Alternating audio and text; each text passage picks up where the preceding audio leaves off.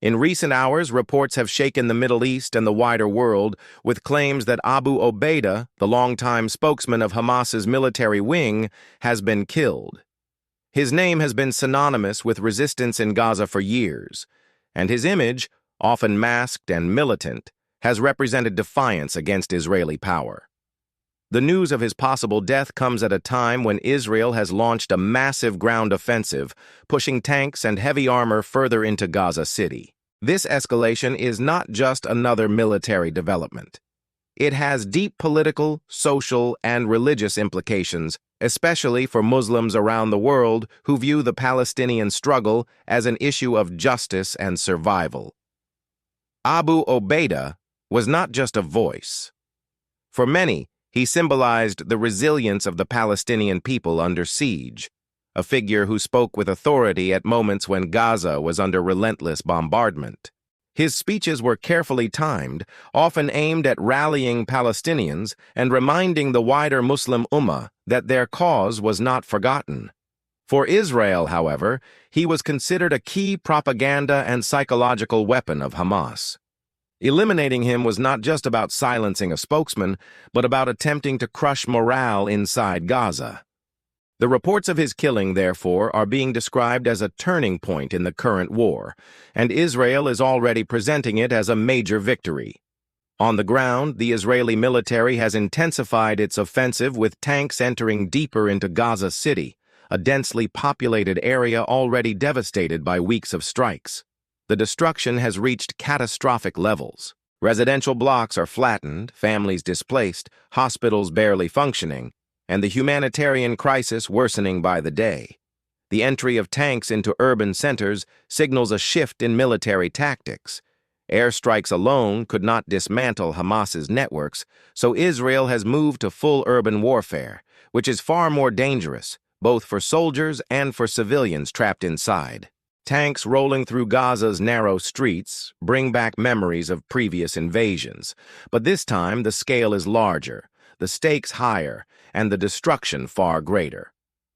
For ordinary viewers trying to understand this conflict, it is important to realize that Gaza is one of the most crowded places on Earth.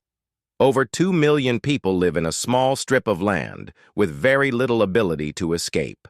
When tanks and heavy artillery move into such a confined space, the consequences for civilians are devastating.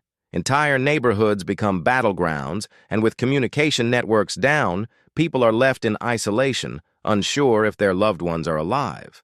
This is not just a military campaign, but a humanitarian tragedy unfolding in real time.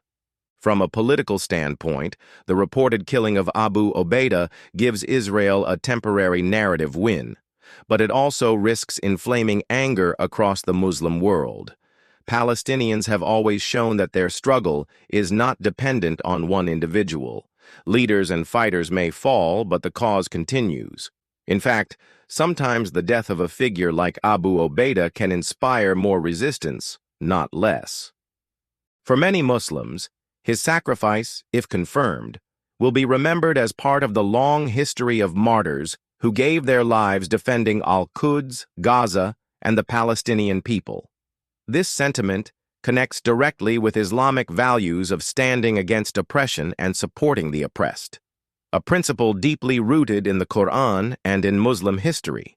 Meanwhile, Israel's strategy appears focused on two main objectives: crippling Hamas, military infrastructure, and breaking the will of the Palestinian people. But history shows that such efforts rarely succeed in Gaza.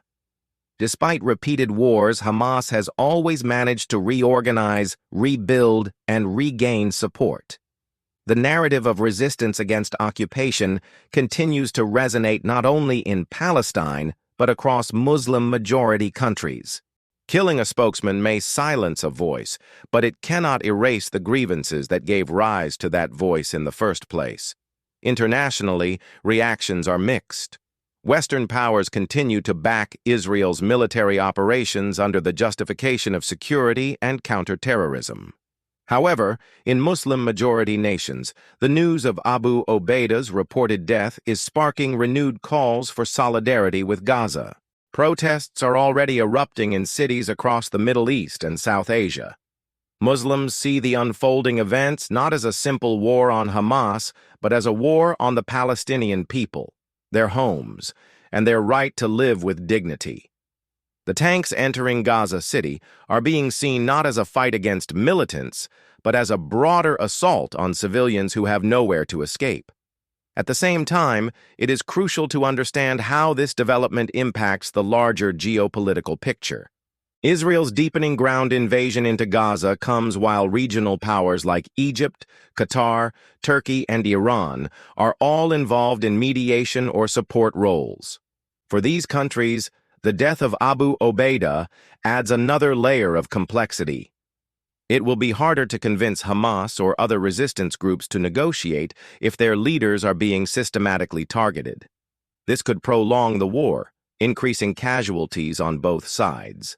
For Muslims worldwide, especially those watching from afar, this war is not just about politics or territory. It touches on their religious identity, their sense of justice, and their emotional connection to Al-Aqsa Mosque in Jerusalem. Many feel that the struggle of Palestinians represents a front line of defending Muslim dignity against oppression. When a figure like Abu Obeida is reported killed, it does not reduce that sense of obligation. Rather, it strengthens it. Muslims remember the Prophet's teaching that the believers are like one body. When one part suffers, the whole body feels the pain. This is exactly how the Ummah is responding today. Technically, Israel's use of tanks in Gaza marks a difficult and risky stage of war. Urban warfare is often described as the hardest kind of battle. Tanks can be powerful, but they are vulnerable in tight city streets, where ambushes, hidden explosives, and tunnels can neutralize their advantage. Hamas and other groups have years of experience in guerrilla tactics, and even if leadership figures are targeted, the fighters on the ground remain motivated. This means the Israeli army may face heavy resistance in the days to come. While Israel claims progress, the reality is that controlling Gaza's streets will not be easy, and the civilian toll will continue to rise. As the situation unfolds, Muslims across the globe are reminded that the Palestinian struggle is part of a larger story of resisting occupation, colonialism, and injustice.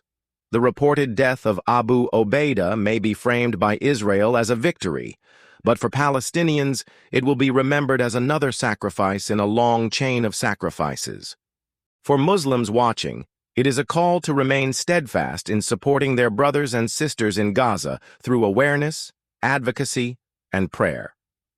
The tanks pushing into Gaza may destroy buildings and lives, but they cannot destroy faith, resilience, and the collective memory of a people determined to survive.